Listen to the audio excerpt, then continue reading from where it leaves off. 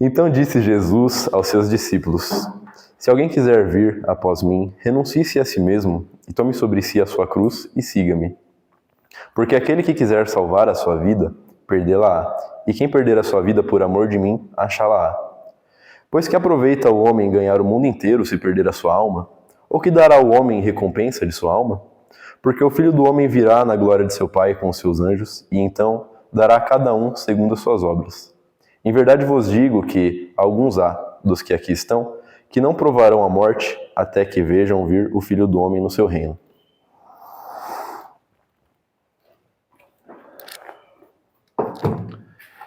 Primeiramente, eu gostaria de agradecer a todos que estão aqui. Já vou avisando, né, logo de cara que essa palestra não tem o intuito de mostrar nenhum tipo de verdade absoluta, né, mas sim levá-los à reflexão, assim como nós fazemos diariamente.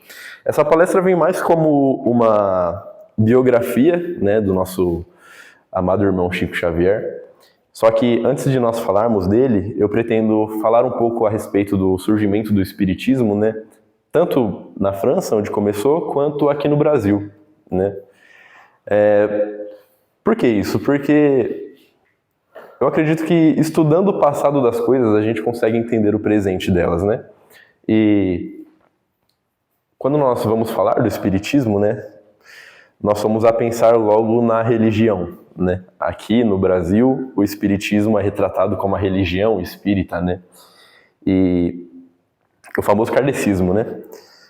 Mas quando nós vamos falar de Kardec, né, cujo seu nome verdadeiro era Hippolyte Léon Denisard de Rivail, nós percebemos que não foi isso que ele quis fazer, né? Desde o começo, quando o Espiritismo se iniciou, né, eu não vou nem chamar de Espiritismo, tá? Por enquanto eu vou chamar dos estudos espirituais, né? Começou lá na Europa, por volta do século XIX, já estava acontecendo algumas coisas, alguns acontecimentos paranormais, né, que eu deixei aqui como os acontecimentos anteriores, onde muitas pessoas começavam a relatar as coisas que estavam acontecendo, né? Era muita coisa acontecendo naquela época, era mesa estralando, né? Era ouvidos de coisas estralando pela casa, e o professor Rivail foi levado a estudar essas coisas, né? Só para nós termos uma ideia, só para nós conseguir ver o quanto a mediunidade já existia muito antes, né?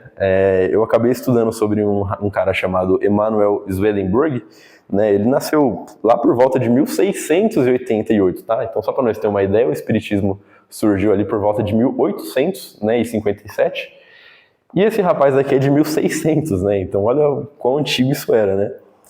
A história desse rapaz eu peguei de um livro chamado A História do Espiritismo, né, para quem quiser ler. Eu achei um livro até que interessante, né? Eu não vou me aprofundar muito sobre ele, mas só para vocês terem ideia, tá? Esse rapaz, ele era engenheiro, ele era autoridade em metalurgia, física, astronomia, zoologia, anatomista, financista, político e estudava a Bíblia.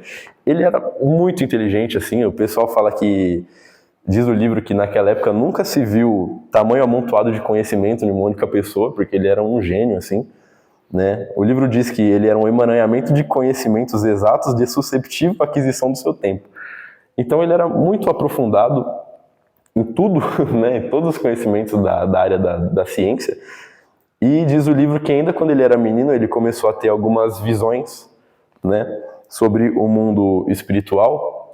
E vocês devem imaginar, né, a época ali de 1600, a gente ainda estava praticamente naquela época do obscurantismo católico, né? Então imagina, para alguém daquele tempo vir falar as coisas que ele estava falando, né?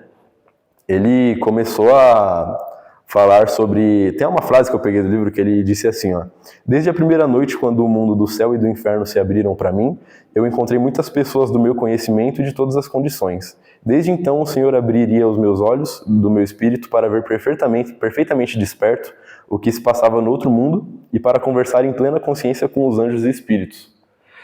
Então, nessa época, quase 200 anos antes do Espiritismo, esse cara mega inteligente já começou a perceber o mundo espiritual, né? Ele começou a ver os espíritos da forma normal que um médium vê, e relata o livro que ele até conseguiu, naquela época, escrever um pouco sobre os fluidos que saem do perispírito, né? Ele começou a perceber e até escreveu sobre, né? É uma coisa que logo foi apagado, né? Nunca que naquela época essa coisa conseguisse se espalhar, né? Também teve outro rapaz chamado Andrew Jackson Davis, né? Quando ele já era jovem, ele era classificado já como magnetizador pelo livro, né? E quando ele entrava em transe, ele começava a trazer umas notícias que aconteciam à distância, né? Ele conseguia fazer projeção, ver as coisas à distância e trazer, né?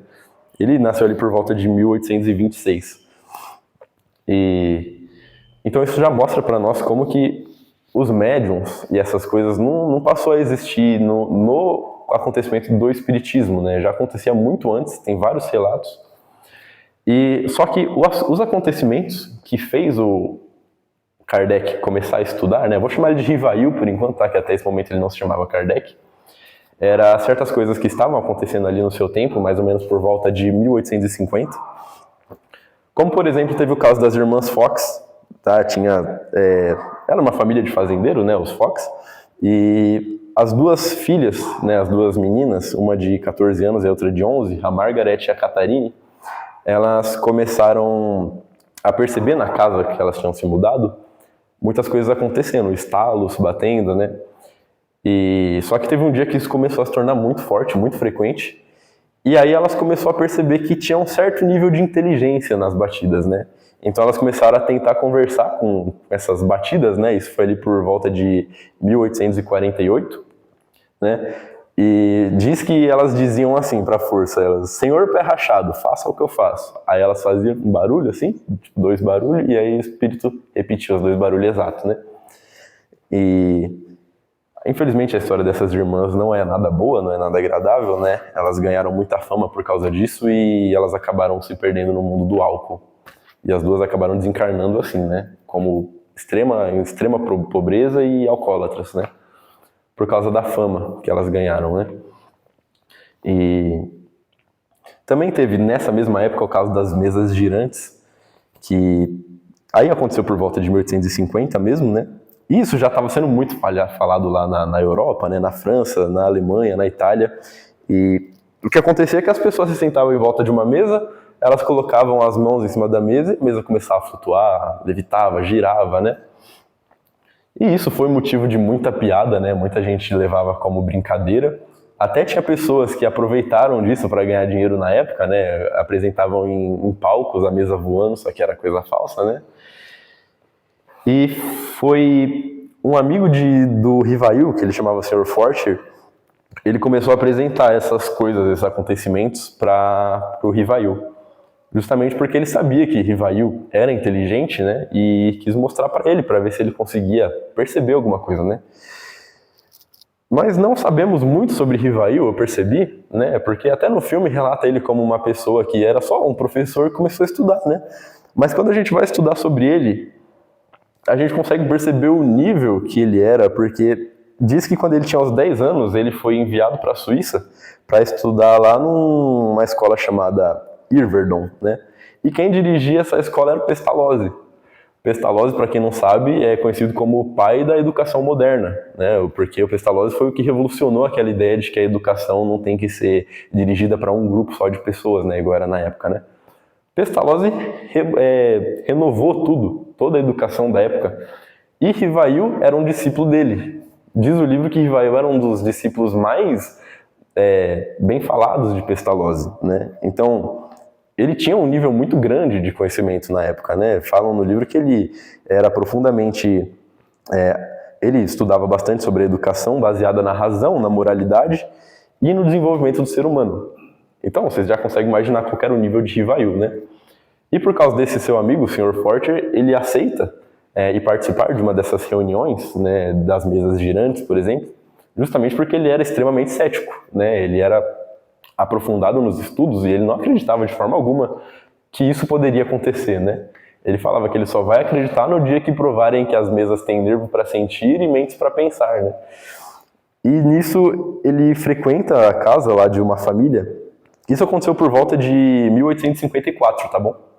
E, nossa, ele fica intrigado com isso, né? O que aconteceu? A mesa flutuou na frente dele, né? E aí, por volta de 1855, um ano depois, ele começa a frequentar bastante essa casa da família, era a família Baldwin, que chama, tá? E lá tinha duas jovens médiums, né? E ele fazia as perguntas e as jovens respondiam, né?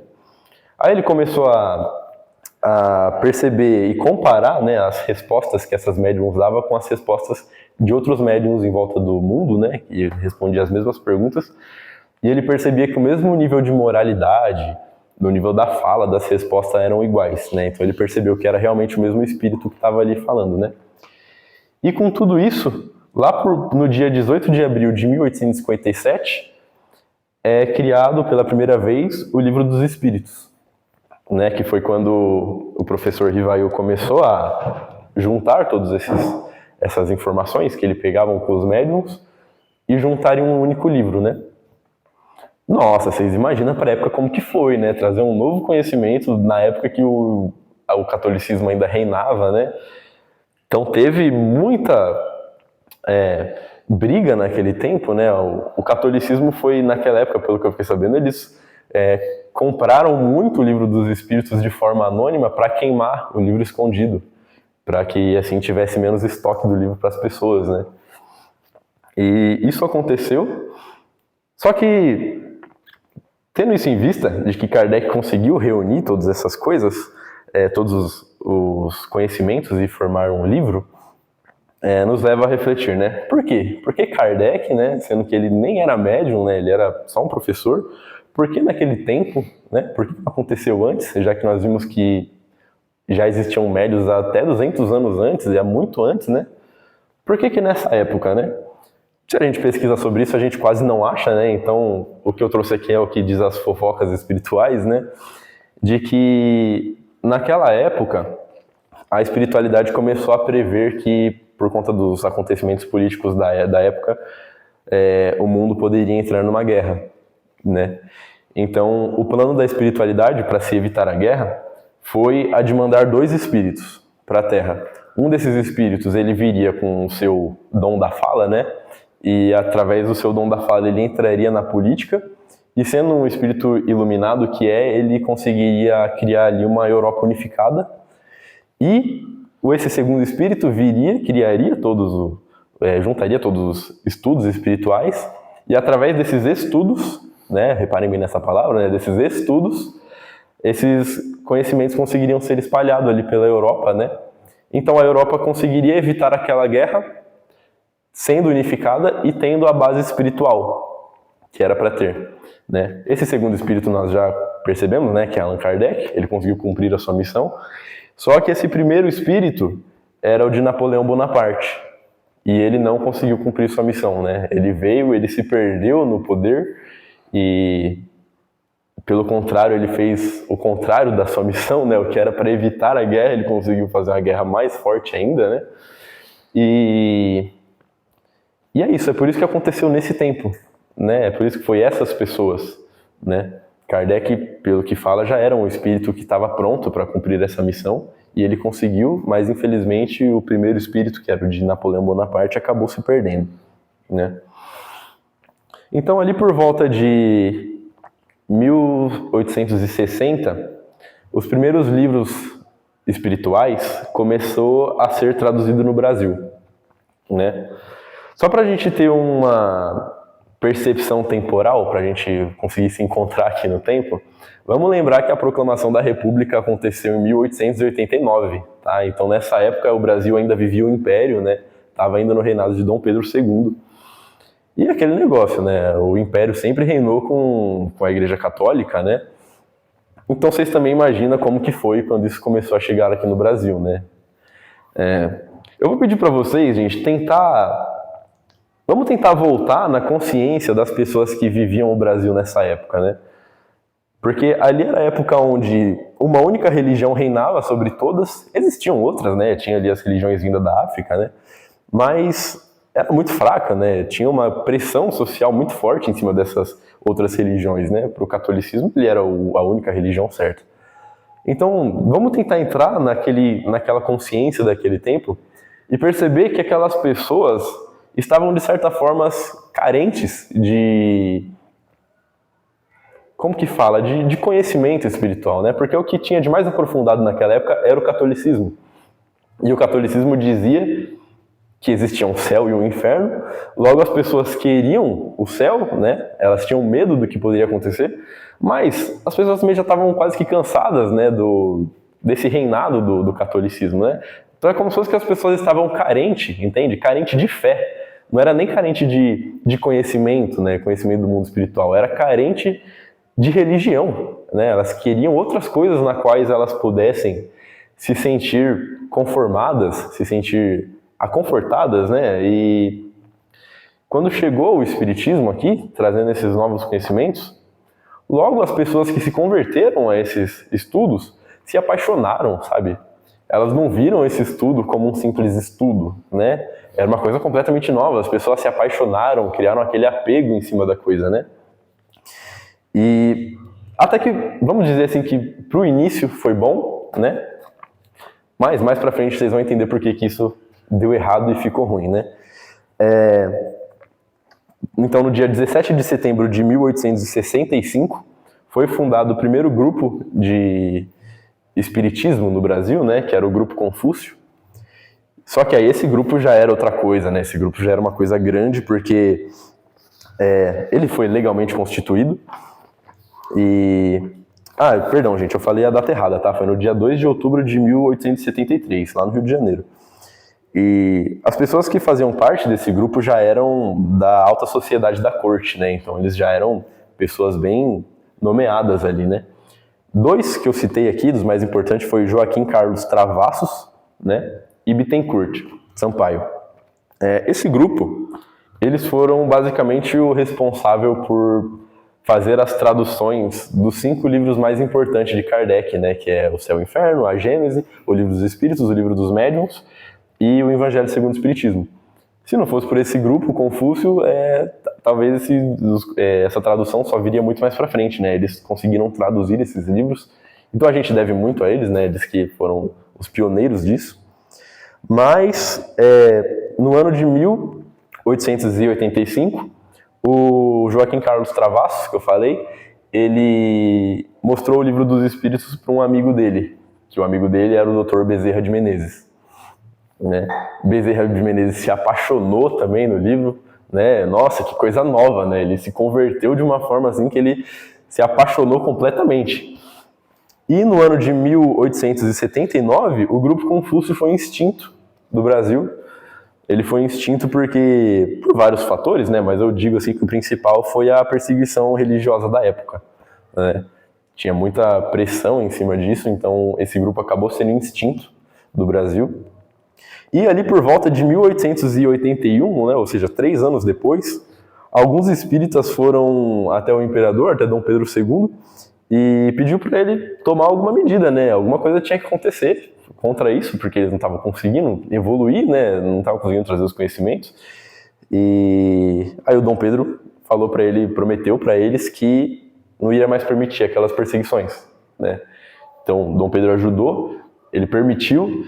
E por volta de 1884, para ser mais exato, no ano 2 de janeiro de 1884, foi fundado no Rio de Janeiro a FEB, a Federação Espírita Brasileira, né? Aí que começou tudo, né? Que o espiritismo conseguiu se desenvolver aqui no Brasil, conseguiu crescer mais, né? E no ano de 1889, Bezerra de Menezes consegue entrar à presidência da Federação Espírita, né? Nossa, isso foi uma coisa muito boa, né? O Dr. Bezerra de Menezes conseguiu nortear o movimento espírita aqui no Brasil, né? O Bezerra de Menezes era conhecido aqui como o médico dos pobres, né? Porque ele ajudava realmente, ele fazia seu trabalho por caridade e ele conseguiu nortear o povo, sabe? Ele conseguiu realmente fazer o espiritismo crescer aqui, tanto que ele ficou conhecido aqui como o Kardec brasileiro. Vocês têm ideia, né? Bezerra de Menezes foi um homem assim que nós podemos dizer que ele era de outro nível, tá? Ele conseguiu fazer grandes coisas aqui, né? Para o crescimento, o surgimento da Federação Espírita aqui no Brasil.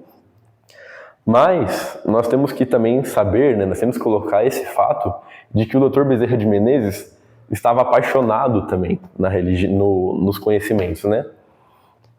E foi essa paixão que fez ele fazer o espiritismo aqui crescer como uma religião, né? Dr. Bezerra de Menezes foi um dos pioneiros da religião espírita, né?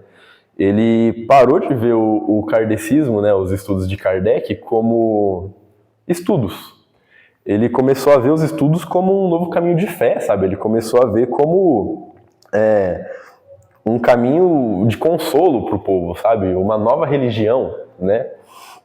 E essa paixão que ele colocou foi o que fez a Federação Espírita pegar esses caráteres religiosos, né? Qual que é um caráter religioso? Por exemplo, o de colocar como Deus Kardec, sabe? Por mais que eles não colocam com essas palavras, mas eles colocam os livros de Kardec, até hoje, como a verdade última. Tanto que até hoje, se um conhecimento for trazido através de um médium e não seguir a linhagem kardecista, a Federação Espírita não aprova esse livro, né? Por quê? Porque tem que ter a linhagem kardecista, ou seja, se Kardec falou aquilo, tá falado, não pode mais ser diferente. E isso é um grande erro, porque nos próprios livros de Kardec, acho que até no próprio livro dos Espíritos, os Espíritos deixam bem claro que o conhecimento que eles estavam trazendo naquela época era limitado à época, porque ninguém estava pronto para ouvir mais do que aquilo, né? Então os próprios Espíritos deixam bem claro que a importância dos estudos, porque através dos estudos eles poderiam em algum momento trazer mais estudos, né? E que aquela não era a verdade última, não era a verdade absoluta, né? Desculpa. E isso aconteceu. A Federação Espírita colocou Kardec como esse Deus, né? Se você escuta até hoje um kardecista falando de Kardec, ele almeja Kardec de um jeito estranho até, sabe? Coloca Kardec realmente como um Deus, um mestre, né? Mas Kardec teve sim o seu grande papel aqui, mas não era isso que ele queria. Kardec não queria isso, não foi a vontade dele. Tanto que, pelo que eu fiquei sabendo, depois do desencarne de Bezerra de Menezes, ele até se arrependeu disso, né? Ele até se arrependeu de ter colocado esses caráteres religiosos na Federação Espírita. E até, se eu não me engano, ele escreveu uma carta também, a pedido de desculpas, do Dr. Bezerra de Menezes. Só que essas cartas foram guardadas, né? Hoje ninguém consegue ler, pela Federação Espírita. Peço desculpas que eu tô com um pouco de tosse, tá? Minha garganta tá irritada.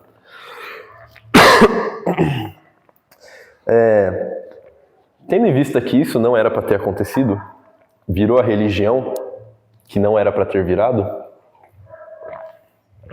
eu quis trazer aqui uma biografia do nosso amado irmão Chico Xavier, porque quando a gente estuda a vida dele, nós conseguimos perceber que ele foi um verdadeiro exemplo, né? Lógico que ele teve os erros também, né? Eu não vou colocar ele aqui como um Deus, senão já vira religião também.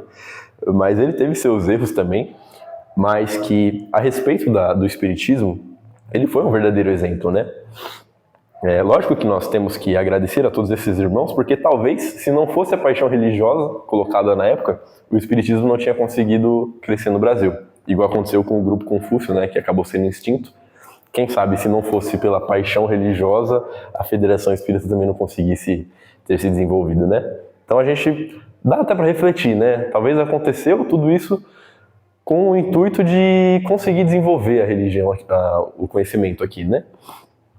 Mas, quando nós falamos de Chico Xavier, nós estamos falando de uma vida de completo sacrifício, né? Nós estamos falando de alguém que foi praticamente que a todo momento injustiçado, né? Ele sofreu bastante aqui na Terra. E ele sofreu tanto pelas perseguições que ele tinha na época, tanto quanto o quanto era cobrado dele dos próprios espíritos, né? Ele, quando você vai ver a entrevista de Chico Xavier, ele é todo amoroso, né? Ele fala, tem até um vídeo que ele fala que a minha mediunidade foi uma grande alegria na minha vida, né? E ele deixa de uma forma tão amorosa, tendo em vista o espírito amoroso que ele é. Mas ele sofreu, gente. Ele sofreu muito com tudo que ele teve que fazer nessa vida, né? É lógico que ele vai deixar o exemplo de trabalho com amor, né? Então vamos lá, né?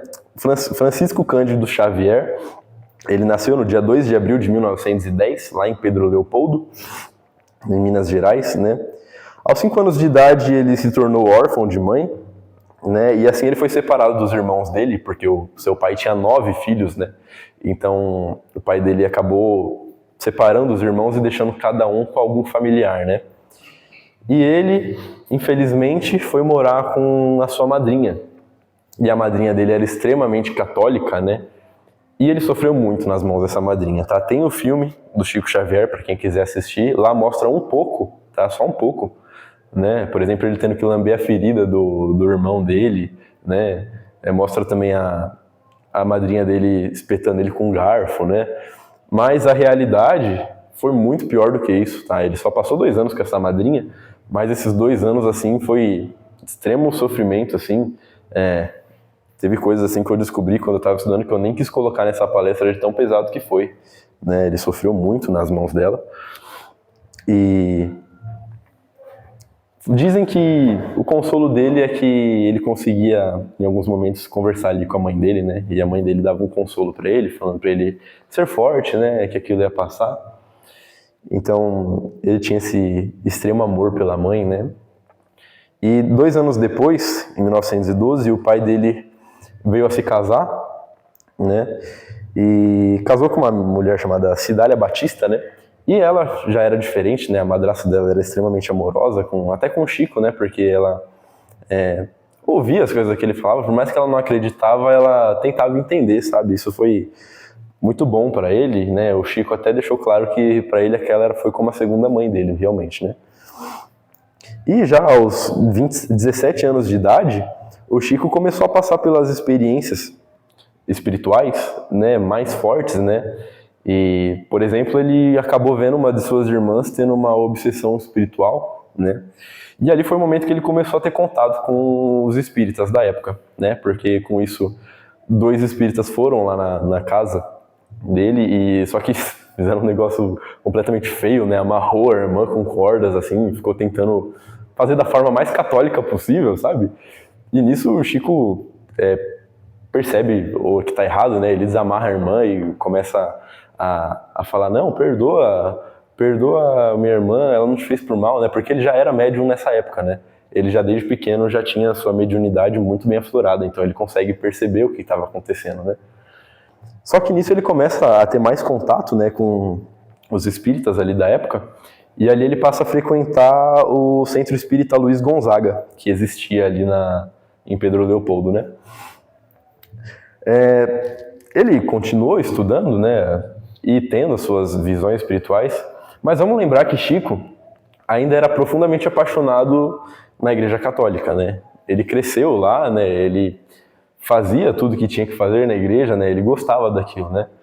Então, na questão religiosa, nós podemos falar que o Chico era católico, realmente. Mas ele estudava profundamente Kardec, né? E ali por volta de 1931, a sua madrasta veio a morrer, né? Faleceu. Nisso ele ficou muito triste, mas nesse momento ele já estava psicografando, né? E nisso ele tinha começado a escrever algumas coisas, mas ainda não era nada pronto ainda, né? E depois da morte dele, ele deu continuidade com mais seriedade a isso que ele estava escrevendo, e ali surgiu o primeiro livro dele, que foi o Parnaso de Além Túmulo. Esse livro é um compilado de várias frases de poetas da época, né? Um desses poetas foi Humberto de Campos, né? E ele foi extremamente importante também, né? Chico psicografou várias obras dele. E depois disso, dele ter lançado esse livro, ele teve o primeiro contato com o mentor dele, lá em Pedro Leopoldo mesmo, lá perto de um riacho, né? Ele disse que foi à sombra de uma árvore na beira de uma represa. Aí, nisso, Emmanuel se apresenta para ele, né? E aí Emmanuel pergunta para ele se ele deseja trabalhar em nome do Cristo, né? Ele aceita, lógico. E ele diz que para isso ele teria uma missão, e a primeira missão dele era de psicografar 30 livros, né?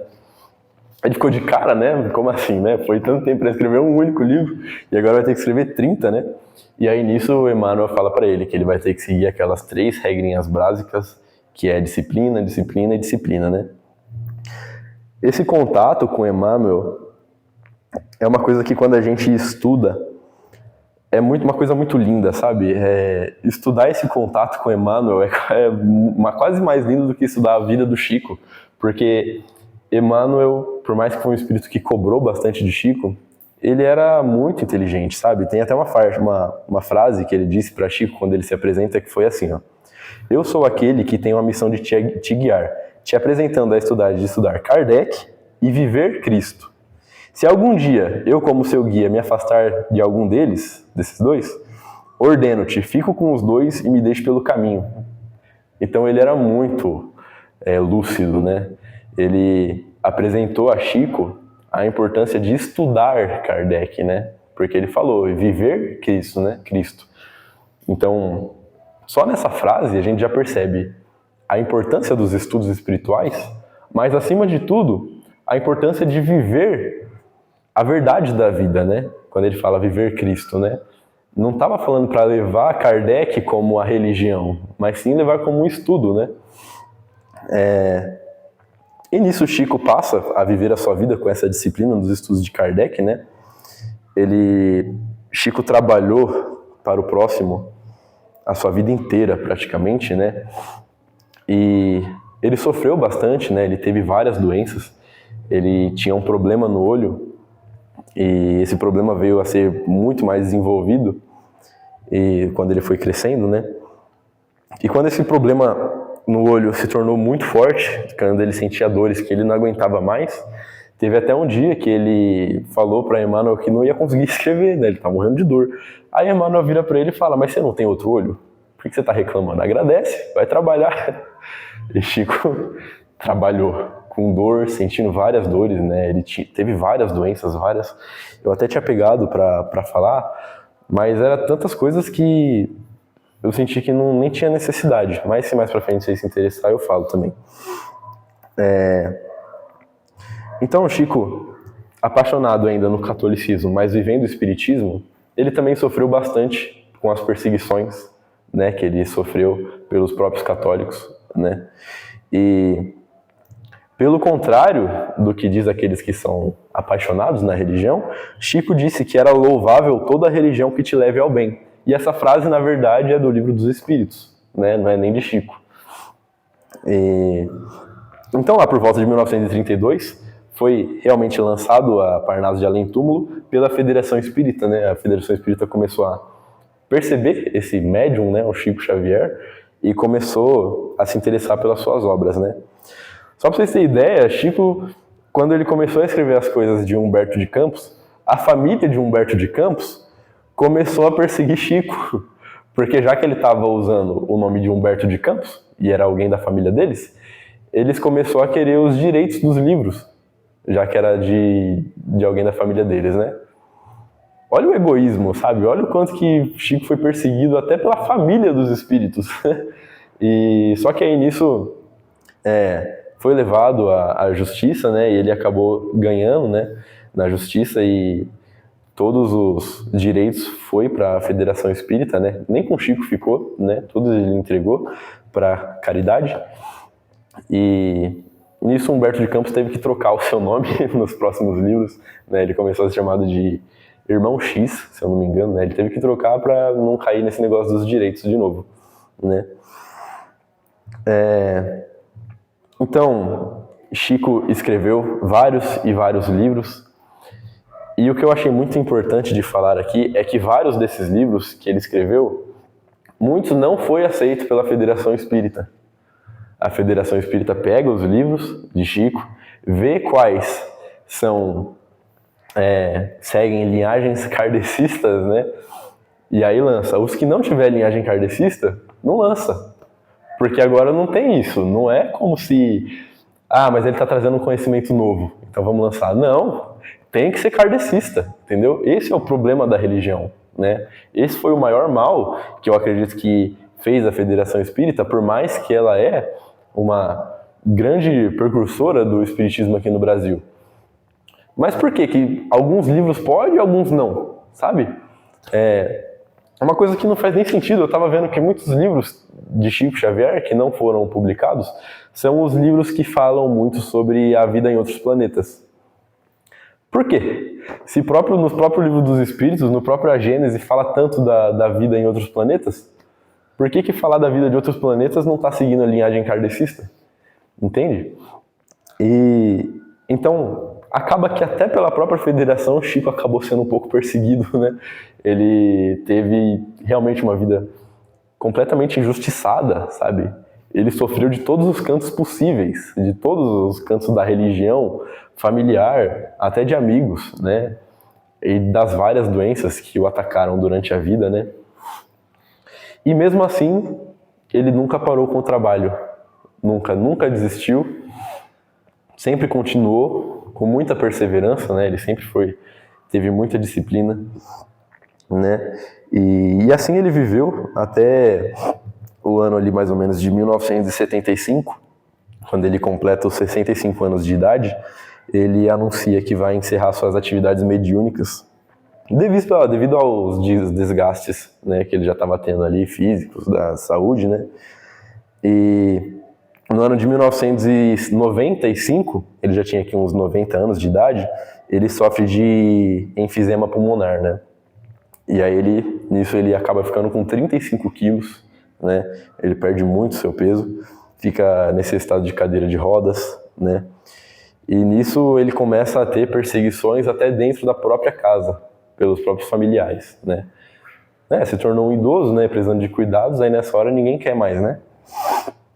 E então em 1999 ele publica o último livro dele, que é o Escada de Luz, e nisso ele totaliza um total de 412 obras psicografadas, né? Sendo que 412 é só as que foram aceitas pela Federação Espírita, né? Teve muito mais, muitas sofreram para conseguir ser lançadas e muitas não foram lançadas, né? E dessas 412 obras, nenhuma ele aceitou os direitos, todos os direitos foram para institutos de caridade, né? Todo o dinheiro foi arrecadado com institutos de caridade, escolas, né? Ele conseguiu construir várias escolas, vários hospitais. E no dia 30 de junho de 2002, ele falece, né, aos 92 anos, lá em Uberaba, em Minas Gerais, vítima de parada cardíaca, né? Ele também já tinha tido vários outros ataques cardíacos antes disso, ele também teve vários AVCs, né? Ele sofreu bastante, realmente. E até a morte dele foi um momento, assim, de muita reflexão, né? Porque ele dizia que ele só desencarnaria no dia em que todos os brasileiros estivessem felizes, né? E nesse dia o Brasil comemorava a conquista da Copa, né, de 2002. Então ele realmente desencarnou ali num momento de extrema alegria do mundo, né, do Brasil. Então, essas são as minhas considerações finais de que muita informação, infelizmente, é perdida devido às paixões religiosas da época, né? E até os espíritos mais amorosos, como o de Chico Xavier, por exemplo, foi perseguido a vida inteira, mesmo tendo esse trabalho amoroso, né? Todo esse trabalho amoroso que ele teve de escrever, de levar uma vida completa disciplina, né? Um grande exemplo para nós, foi uma vida de completa injustiça para ele, né? E mesmo assim, muita coisa que ele escreveu foi perdida, né? E cabe a todos a reflexão, sabe? Será que essa atitude religiosa de bloquear a informação não se compara até ao catolicismo, que muito fez isso no passado também, né? Qual a diferença da época que o catolicismo não permitia a informação chegar, com isso da Federação Espírita não deixar os livros serem escritos, né? Por exemplo, vou usar agora outro exemplo, as obras de Hercílio Mais. Para quem não sabe, nenhuma obra de Hercílio Mais, do mestre Ramatiz, foi aceita pela Federação Espírita, né? Todos os livros de Ramatiz foram escritos por outras editoras, né? Lançadas por outras editoras, só porque Ramatiz se aprofunda nos assuntos, né? Ele se aprofunda nos assuntos da vida em outros planetas, se aprofunda nos assuntos da constituição do espírito, né? E se o próprio Kardec não queria isso, por que isso ainda acontece, né, até os dias atuais? Isso é uma coisa que até os dias atuais acontece, né? A pessoa que é espírita é extremamente espírita, né? O que passa dos ensinamentos de Kardec, eles não aceitam, né? Tanto que nós temos as informações de que chega no umbral espíritos espíritas e ficam extremamente irritados, né? Porque, poxa, segui o espiritismo e tô aqui? É lógico, né? Cabe a nós a refletir sobre a importância do conhecimento, né? Igual sempre nos foi ensinado, né? Então, acredito que essa é a reflexão da palestra de hoje, de quanta informação é perdida por puro egoísmo, até daquilo que nós podemos dizer ser a mais próximas da verdade, né? Porque até onde nós sabemos, o espiritismo, querendo ou não, hoje é a religião que mais se aproxima de uma certa religião, vamos dizer assim, né? Mas mesmo ela sendo a que mais se aproxima, ainda assim, muita informação é perdida, né? Então acho que cabe a nós a refletir na importância do universalismo, né? Até para aqueles espíritos espíritas que estiverem assistindo, tá bom? Porque estão lá do outro lado, realmente vendo a realidade da coisa, percebendo que até o que eles seguiram a vida inteira também o levaram para um umbral. Por quê? Né? Essa é a reflexão. Por quê? O porquê de tudo, né? E é isso, gente. Agradeço a todos pela atenção e agora abro a liberdade para o nosso debate.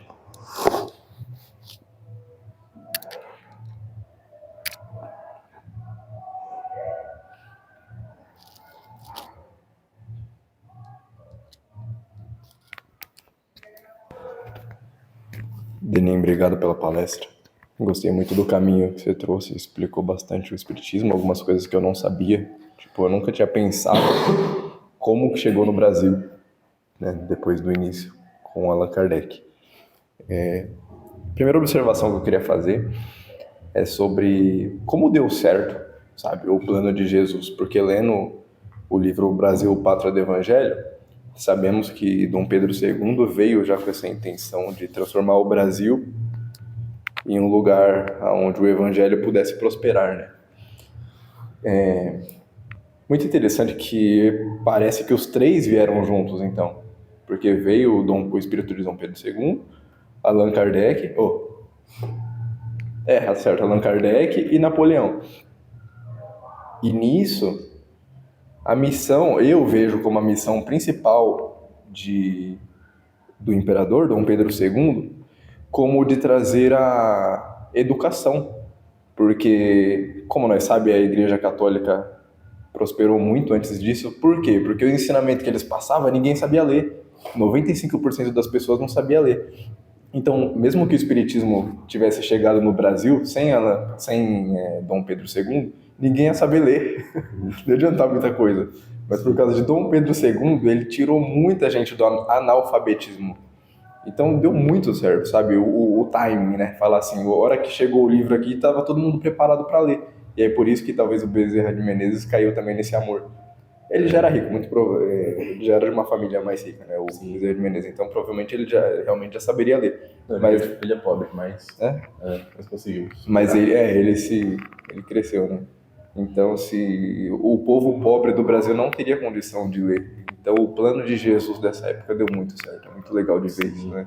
E até esse livro que você falou agora, o Brasil, Coração do Mundo, Pátria do Evangelho, né? Ele também sofreu um pouco para ser aceito pela Federação dos Espíritos também, né? Por estar citando um único país, sabe? Quase que não foi lançado também. Mas aí, mais estudado, depois foi aceito.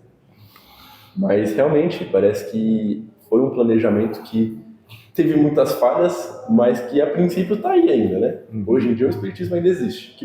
Dá para dizer que prosperou, sabe? Deu certo, passou por aqueles períodos muito feios, né? De escravidão, mas o plano em si deu certo. É legal ver que ver um plano que deu certo, né? Porque geralmente nós discutimos de muitos planos do lado espiritual que não dá certo.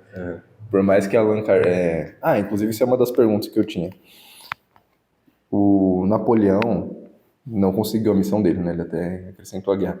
Mas eu não sei se você vai saber explicar isso, mas como que do erro dele culminou na Primeira Guerra Mundial, sabe? Porque não tem muito a ver o tempo que ele estava com o período que aconteceu a Primeira Guerra Mundial. Eu não vou saber explicar a fundo, mas o que eu sei é que a missão dele era de unificar a Europa, entendeu?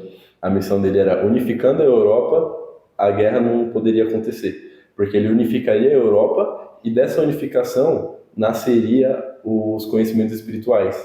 Então cresceria em toda a Europa unificada ali a moralidade espiritual, entendeu? Não poderia ter, algum momento, ter se acarretado em alguma guerra, entendeu? Igual se ele tivesse feito igual Dom Pedro fez na segunda parte, que ele foi importante também, né? Que foi bloquear as perseguições. Talvez se o Napoleão tivesse feito alguma coisa desse tipo, teria prosperado, né? Sim. Tipo, não é como se fosse que ele veio para evitar a guerra que ele fez. Ele veio para evitar alguma possível futura guerra, mas aí foi pior, entendeu? Teve guerra até antes. No caso, você acha que ele alimentou a guerra ao invés de reprimir? Eu diria que teve mais separação, né? Separações políticas na época, né? O que era para ser ao contrário, o que era para ter mais união, né? Foi ao contrário, mais se dividiu, o que futuramente se acarretou numa guerra talvez até maior. Muita gente tinha medo do Napoleão, né? Tanto que o Império de Portugal veio para o Brasil fugindo de Napoleão, você tem noção? Exatamente. Tinha muito medo. Chegou, era Dom João VI, eu acho, que fugiu de lá para cá e aí daí começou aqui o Império no Brasil. Ou seja, era para unificar a Europa, o povo da Europa até para o Brasil. Exatamente. Bom, primeiramente, obrigado pela palestra, né? No caso, então, a França era uma grande potência na época. Muito. Na época napoleônica ali, a França foi uma das maiores que tinha, né? Todo mundo tinha muito medo. É que hoje em dia ela não é tão forte, né? Ela só foi forte mesmo ali na época de Napoleão. Depois que ele saiu do poder, pronto, aí já... É porque ele perdeu a guerra, né? Então, depois disso, aí pronto, aí veio falindo cada vez mais e hoje em dia ela já é fraquinha até comparado com os outros, né? Mas naquela época, Napoleão a época napoleônica foi uma época assim que eles reinou bastante, né? Eles realmente teve bastante poder. Poder esse que poderia ter utilizado para um bem maior, a de unificar, né?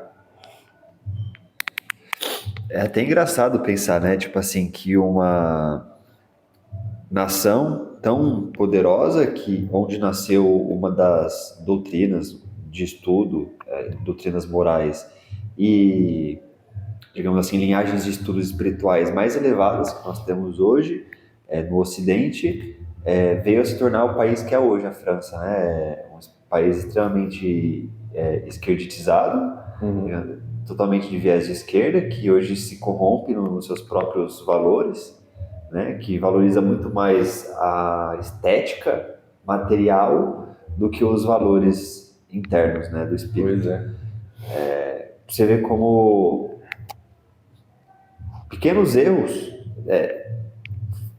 erros na programação, erros na hora de, digamos assim, colocar na prática certas programações que foram feitas para um país, para conseguir harmonizar todo um continente ali, né, no caso do continente europeu, consegue atrapalhar tudo isso que tinha sido programado, sabe? Por causa de ego, né, Só por causa do imperador, da Igreja Católica, que também suprimiu, né, os conhecimentos espíritas de se propagar, muito apesar de que o próprio Espiritismo sempre incentivou as pessoas a aprenderem com Jesus, tanto é que tem, né, o Evangelho segundo o Espiritismo, né? Então é muito triste ver isso, né? Sim. Algo que poderia ter levado mais dos ensinamentos de Jesus ao coração das pessoas acabou sendo reprimido. Porque com certeza, se tivesse tido a possibilidade de propagação, se as pessoas tivessem a oportunidade de conhecer o que é o estudo espírita, né? Por exemplo, iniciando a exemplo do Evangelho segundo o Espiritismo, elas iam expandir muito a consciência delas, né? Entendendo que Jesus era muito mais do que aquilo que é falado na Bíblia. Sim. Que ele vai muito além, né? Até porque na época o intuito não era de acabar com o catolicismo, né? Não era de unificar a Europa e acabar com o catolicismo, né? Era até podia continuar, mas tendo aquela base espiritual, né? Que viria através dos estudos, né? O que deu completamente errado, né? Hoje em dia, eu não posso falar isso com certeza porque eu não sei como tá, mas eu quase não vejo, vindo de outros países, assim, da parte da Europa, por exemplo, coisas sobre o espiritismo, sabe? Parece que lá virou quase que uma coisa morta. Eu não vejo, né? Não sei como tá lá, mas eu tenho quase certeza que tá assim, né? Aqui no Brasil, ainda existe por conta da paixão religiosa, né? Por conta de ter se formado uma religião, né? Aí só existe por causa disso. Por isso que eu digo que talvez essa paixão religiosa no espiritismo foi o que deu força para ele continuar existindo aqui, né? Tendo todos esses erros, mas pelo menos ainda existe, né? Os outros países eu quase não vejo mais falar sobre. Mas imagina, uma Europa completamente unificada tendo base espiritual. Nossa, seria um plano perfeito, né? Mas aí não, com a vinda da religião acabou separando mais, né? Querendo ou não, o problema em si não está na religião, mas sim na pessoa que se apaixona pela religião, né? Porque o problema em si, eu digo que a religião espírita não é a religião, mas sim como que ela está sendo governada, sabe? Porque a pessoa que hoje é, sei lá, diretora, é presidente da Federação Espírita, também faz isso. Não seguiu a linhagem kardecista, então não vai entrar, né? Que foi o que fizeram com o Chico Xavier. O livro Exilados de Capela teve muita... sofreu bastante também para ser lançado pela Federação Espírita, né? Quase que não foi aceito. Os livros que não foi aceito pela Federação foi aceito por outras editoras, assim, né? Só que nós pode até falar, pelo menos foi por outras editoras, né? Que bom. Só que o problema a Federação Espírita é o que tem de maior no espiritismo do Brasil. Então, por exemplo, se você chega hoje numa livraria, numa sebo, e pergunta qualquer livro de Kardec, eles têm, qualquer um. Você pode chegar e pedir o livro dos Espíritos, o livro dos Médiuns, qualquer um vai ter. Agora tenta chegar numa sebo e pedir algum livro de Ramatiz, por exemplo. É difícil de encontrar, né? E são 2 livros espíritas. Mas a Federação Espírita tem muito mais notoriedade do que esses outros, né? Esse que é o problema. Então, mesmo esses livros que foi lançado, ainda é difícil de ser encontrado, sabe? Esse que é o maior problema, eu diria. E o mais engraçado ainda é que tem algumas linhagens do kardecismo que seguem a Ramatiz, mas mesmo assim eles não seguem de fato o que Ramatiz ensina, porque, por exemplo, Ramatiz ensina o universalismo. Se você for numa casa espírita ramatiziana, você vê que eles não são universalistas.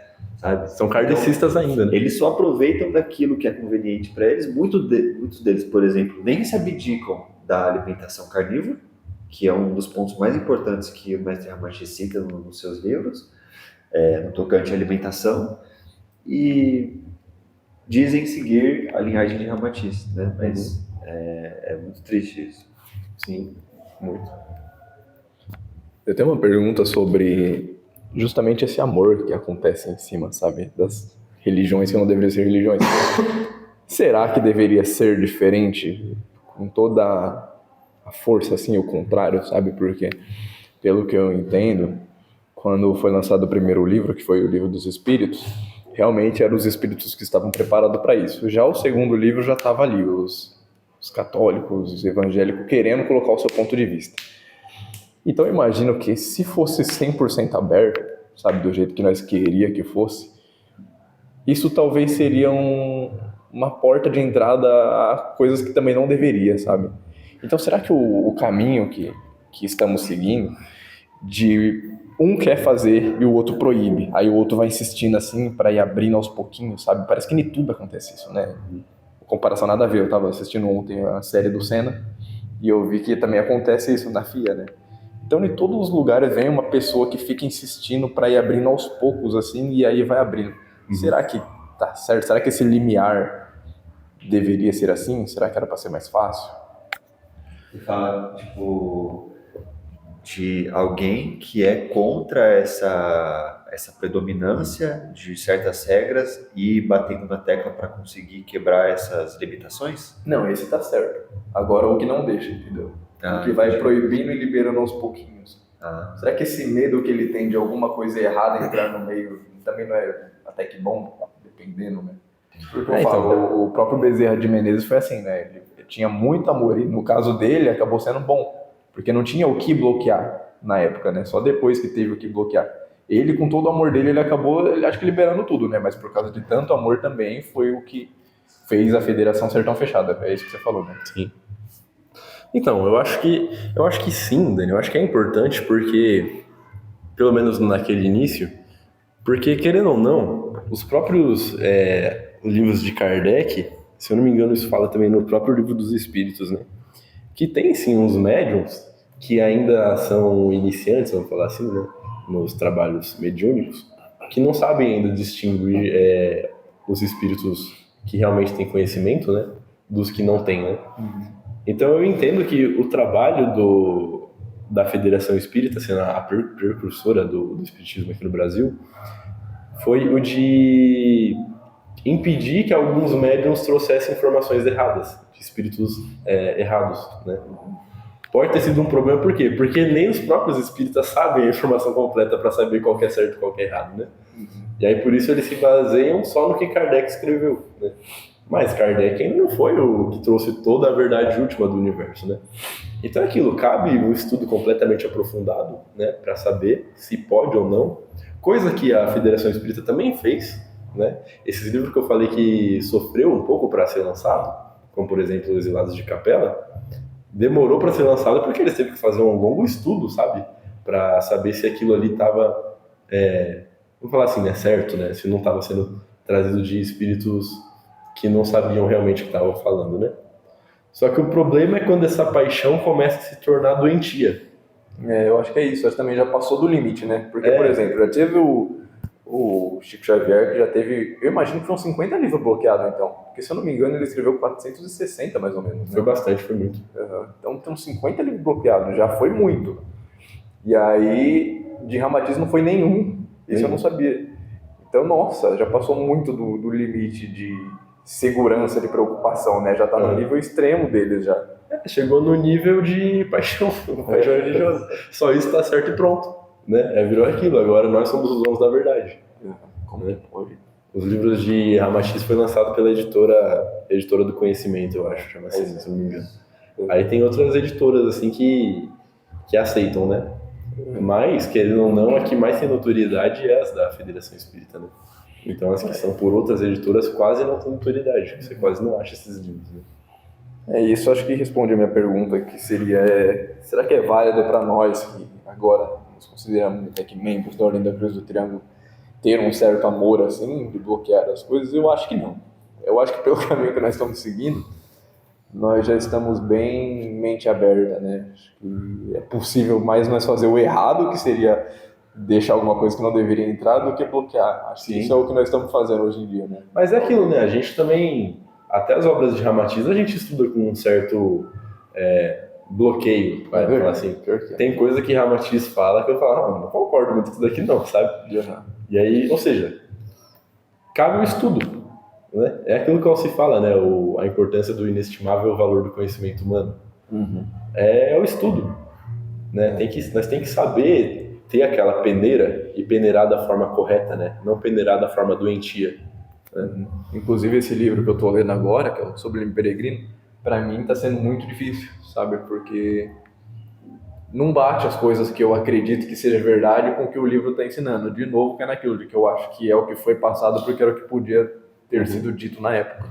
Sim. Você está sentindo isso também, Valdir? E nem quando está explicando de Maria, não sei se você chegou já em Maria, mas, sei lá, não bate muito, sabe? Eu fico muito agoniado, assim, tipo, não é possível, sabe?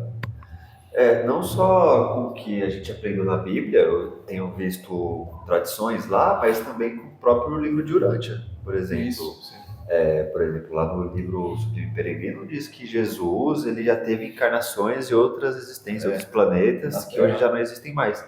E já no livro de Urântia diz que não, que aqui foi, acho que a sétima encarnação dele, mas assim, como governador planetário, né, como governador do universo, né, já é uma perspectiva totalmente diferente, né, lá no livro de Urântia coloca ele como uma divindade, digamos assim, já no Sublime Peregrino coloca ele como um espírito evolutivo como nós, então já começa a bater de frente, sabe, então a gente tem que saber filtrar, igual vocês falaram.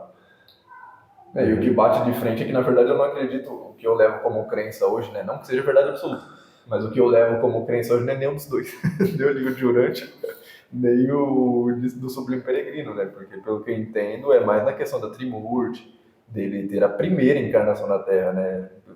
os elétrons doados. Então, nenhum dos dois bate. Para mim é bem difícil isso. Mas acho isso que é legal, né? Nós ter todos os conhecimentos e, na verdade, nenhum vai ser verdade absoluta. Em vida, acho que nenhum nós vamos chegar e falar, é isso e pronto. Sei lá, só vamos ter o conhecimento de tudo. A gente vai levar só como incerteza, né?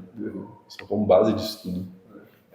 Eu acho que é isso que é o papel mais importante de nós sermos universalistas, né? Porque não é sobre ler um livro ali e falar assim, isso aqui é verdade. É sobre ler várias linhagens, várias possibilidades e depois ter alimento para refletir sobre qual que tá certo e qual que não tá, ou tipo, qual que se aproxima mais da verdade e qual que se distancia mais, sabe? Porque isso que é o maior problema, eu acho, no sentido quando algo se torna religioso, é porque quando pega somente um conhecimento, somente uma fonte e fala assim, isso aqui tá certo, isso aqui é a verdade última. E não se abre, não se dá a oportunidade de ler. Por exemplo, tem uma moça lá no meu trabalho que ela é evangélica. Aí esses dias eu mostrei para ela o livro de Peregrino. Eu falei, sabe de quem que é? Aí ela deu uma olhada assim, ela falou, é de Jesus? Eu falei, é sobre Jesus. Eu falei, você leria para conhecer? Ela falou, não, porque eu me baseio só na Bíblia. Eu falei, mas poxa, você não leria para ter uma perspectiva nova, para ver se faz sentido ou não? Aí ela ficou fez uma cara assim, meio que tipo de receio assim, né? E ela provavelmente não leria, sabe? Mesmo que seja sobre Jesus, mesmo que ela se diga cristã, ela não se daria a oportunidade de ler o livro para entender, sabe? Se faz sentido ou não. E isso que é o triste. E já nós, que tentamos seguir ao máximo, né, a linhagem universalista, a gente se dá essa oportunidade, sabe? Sem a pretensão de que, isso aqui vai ser a verdade última. Não, vamos ler e vamos descobrir, vamos ver se bate, vamos ver se faz sentido. Sim, exatamente. Eu queria fazer uma reflexão também sobre a submissão, que até foi um assunto que nós estávamos falando esses dias, né? Só que é muito importante realmente conseguir ela, sabe? Porque parando para pensar, quando eu fiquei questionando essa frase que você falou, que eu sei que foi assim, né? Que quando o Emmanuel apareceu pro Chico, ele falou, você quer seguir? Ele quer, mas tem 3 regras, que é disciplina, disciplina, disciplina. Certo. Aí Emmanuel vai ficar julgando se a disciplina que o Chico está seguindo está correta ou não. Mas o Chico não tem obrigação nenhuma, sabe? Ele pode falar, hoje eu tô com preguiça, não quero, hoje eu não vou. E mesmo assim, ninguém vai fazer nada, sabe? Tipo, o espírito pode realmente, sei lá, afetar a saúde dele, alguma coisa assim, para ele se tocar mais na saúde. Mas ainda é uma escolha do Chico. Foi o que ameaçaram. E ainda é uma escolha do Chico. E mesmo assim, ele, pelo que imagino, ele não viveu desafiando o Emmanuel, sabe? Ele simplesmente se colocava abaixo, como se o que o Emmanuel falasse era o certo e pronto. E seguiu, sabe? A vida inteira, por mais de 80 anos. Óbvio que eu não estou falando que devemos ser submissos a todos, mas é bonito ver ele conseguiu dar esse exemplo de como ser submisso da forma certa, né? Porque ele estava sendo submisso, no caso, a Jesus. Ele sabia que estava certo, né? Por causa dos estudos dele. Então é muito bonito, né? Esse exemplo que ele acabou dando, porque eu vejo eu não sou assim, sabe? Por mais que eu tento seguir a disciplina que me é passada, eu ainda coloco o meu ponto de vista, o que eu acho certo ou não, um jeito de ainda continuar vivendo a vida no mundo, mas também é espiritual, sabe? Dando mais importância para espiritual, mas também um pouquinho das coisas do mundo, sabe? Que nem assistir, jogar bola de vez em quando, umas coisas simples, sabe? Não coisa grande. Mas eu ainda me permito isso, enquanto alguns espíritos vêm tão superiores que se sacrificam literalmente, a ponto de passar pela dor. E eu deixo claro que eu não sou exemplo nenhum. E é isso, o Chico foi um grande exemplo.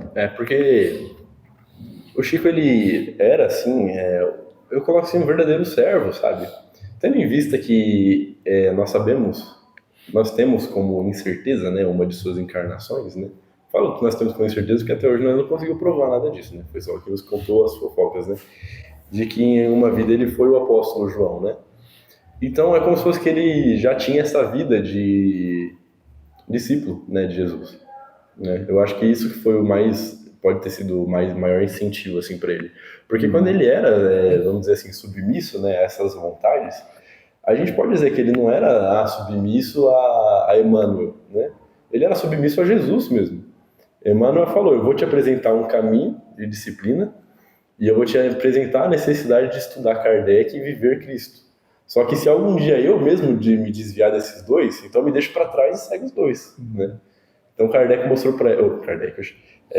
mostrou para ele a importância dos estudos e de viver Jesus, né? Então é como se fosse que Emmanuel foi só o que guiou realmente, né? O guia, né? O papel do guia.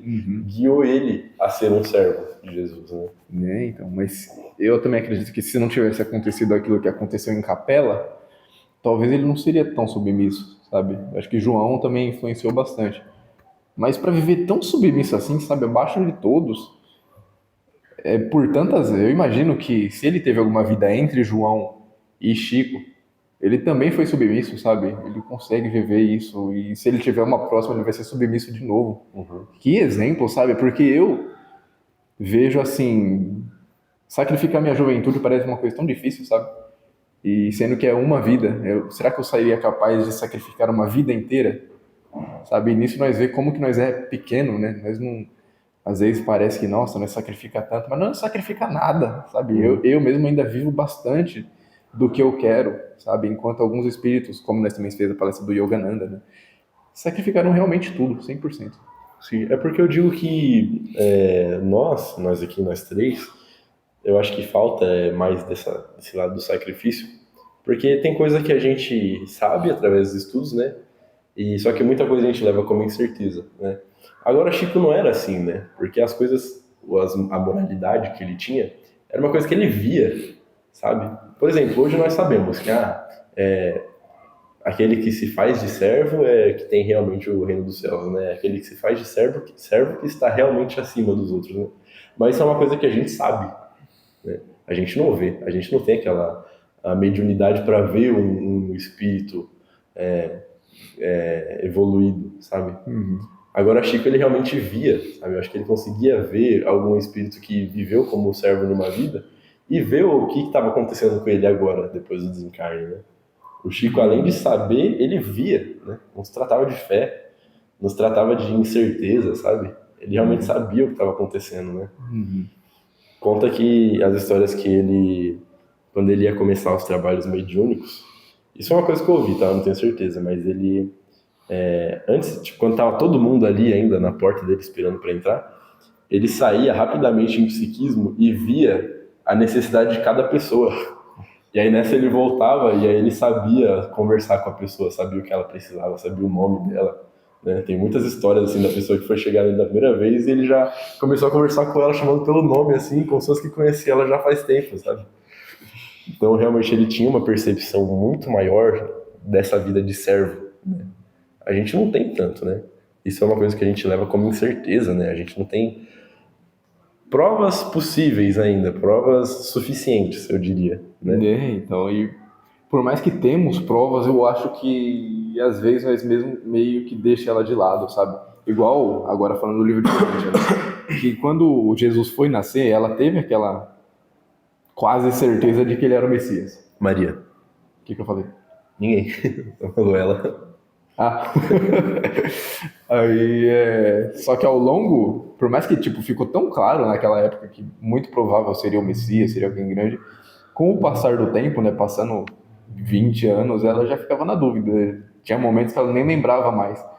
E eu me coloco assim hoje, sabe? Porque eu tive, principalmente essa semana, né, eu tô tendo muitas experiências que eu vejo, sabe? Que eu tô vendo agora. Não é mais questão de eu achar, eu tô vendo, sabe? Mas parece que com o tempo vai apagando, sabe? Aquela lembrança que nós teve, nós começamos a viver de novo a vida e esquece do mundo material, espiritual, porque nós não conseguimos ver, né?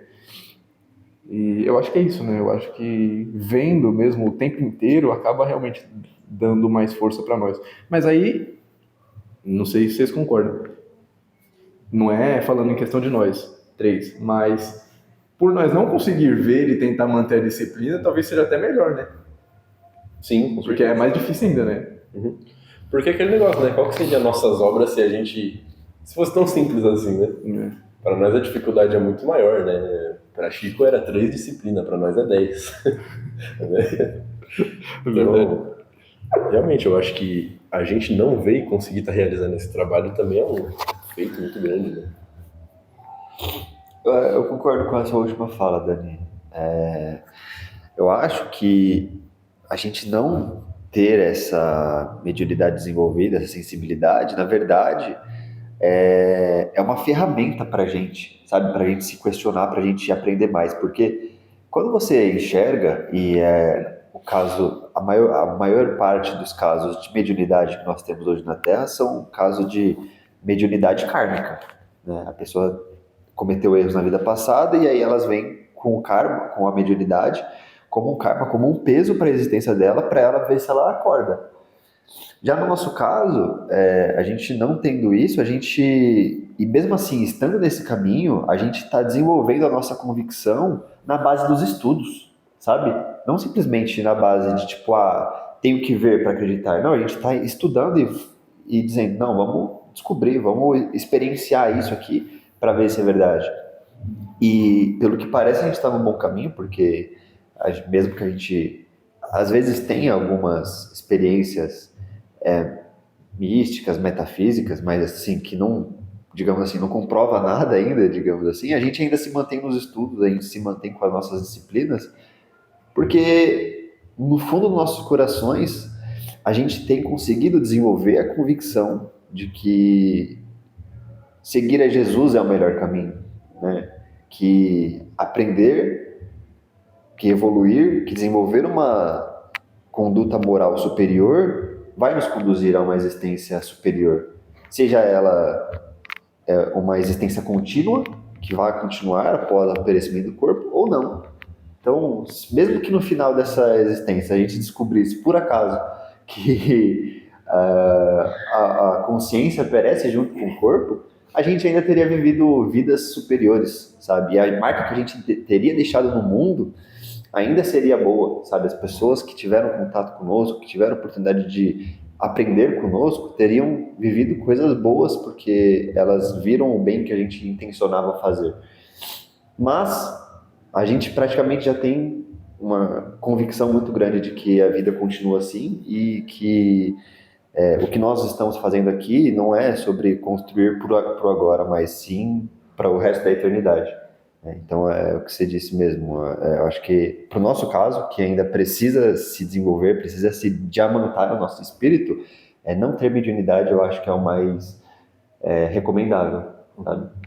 Até porque eu sinto que a gente consegue fazer o contrário do que a carência religiosa, por exemplo, aqui vivendo naquela época lá, de 1860, eles tinham, porque eles precisavam de uma fé, só que aquele negócio da fé cega, né?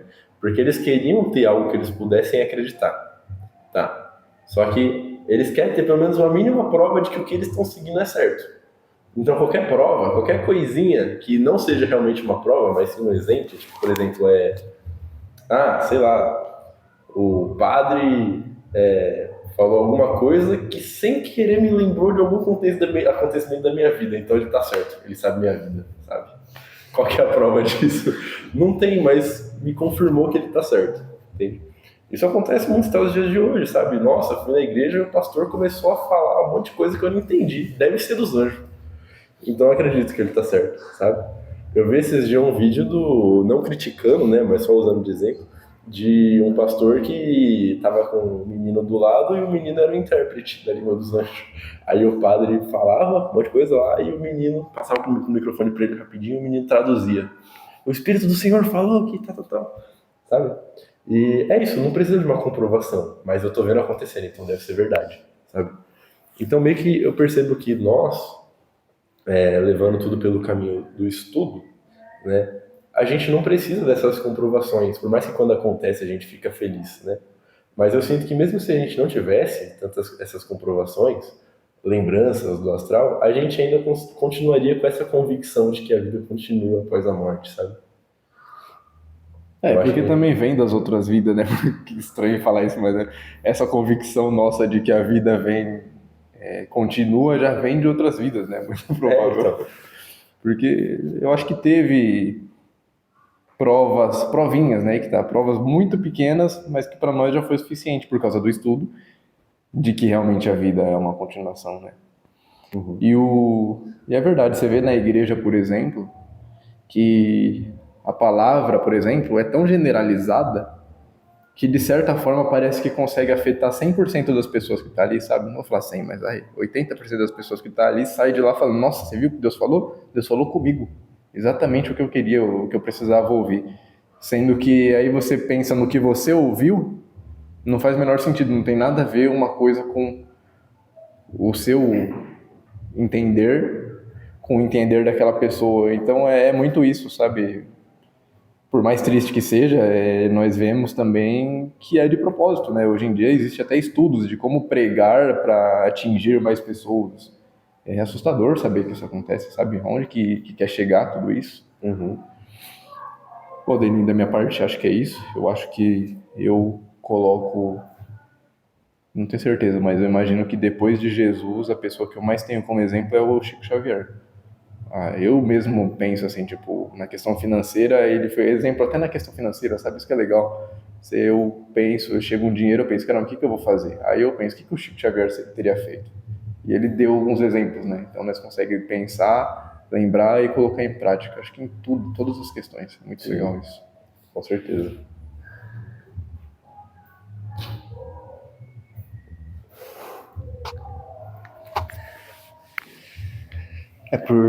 Por minha parte também, eu acho que é isso.